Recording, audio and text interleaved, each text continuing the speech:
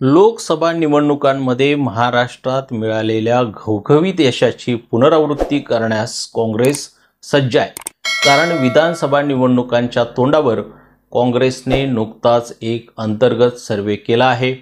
यामध्ये महाविकास आघाडीत काँग्रेस सर्वात मोठा भाऊ ठरण्याची शक्यता वर्तवण्यात आली आहे। नमस्कार मंडळी, आपण पाहत आहात विशेष खास। तर काँग्रेसच्या सर्वेक्षणाप्रमाणे कोणाला किती जागा मिळणार तेच या व्हिडिओमध्ये पाहू। तर शरद पवारांच्या नेतृत्वातील राष्ट्रवादी मवियामध्ये दुसऱ्या क्रमांकावर राहण्याचे संकेत सर्वेतून मिळत आहेत। तर उद्धव ठाकरे यांची शिवसेना हा आघाडीतील सगळ्यात धाकटा भाऊ ठरण्याचा अंदाज सर्वेक्षणात वर्तवण्यात आला आहे। विधानसभा निवडणुकांच्या पार्श्वभूमीवर काँग्रेसने एक अंतर्गत सर्वेक्षण घेतले।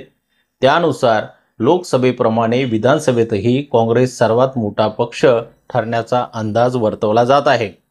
या सर्वेनुसार काँग्रेसला राज्यात 288 पैकी 85 जागा मिळण्याचा अंदाज आहे।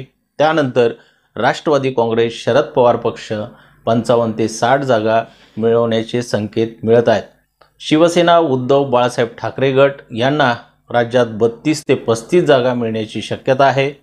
काँग्रेसने लोकसभेला महाराष्ट्रात 48 पैकी 17 जागा लढवल्या होत्या, त्यांना 17 पैकी 13 जागा मिळवण्यात यश आलं होतं। त्यानंतर ठाकरे गटाने मवियात सर्वाधिक म्हणजे 21 जागा लढवल्या होत्या, त्यांना 9 जागा जिंकता आल्या। तर 10 जागा लढवलेल्या शरद पवार यांच्या राष्ट्रवादीला 10 पैकी 8 जागा मिळाल्या होत्या। महाविकास आघाडीने एकूण 30 जागा जिंकल्या। तर सांगलीतील अपक्ष खासदार विशाल पाटील ही महाविकास आघाडीसोबत आहेत।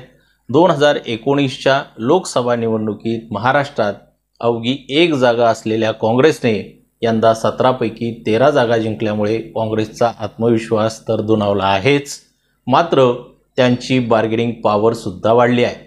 मुंबईतील जागांवरून ठाकरे गट आणि काँग्रेसमध्ये रस्सीखेच सुरू असल्याचं बोललं जात आहे।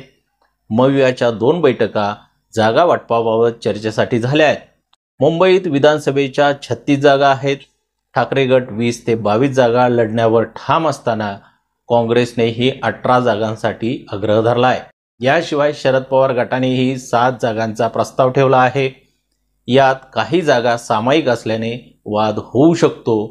तर मित्रांनो, खरोखर काँग्रेसच्या सर्वेक्षणाप्रमाणे काँग्रेस महाराष्ट्रामध्ये 85 जागा जिंकू शकेल असं तुम्हाला वाटतं का?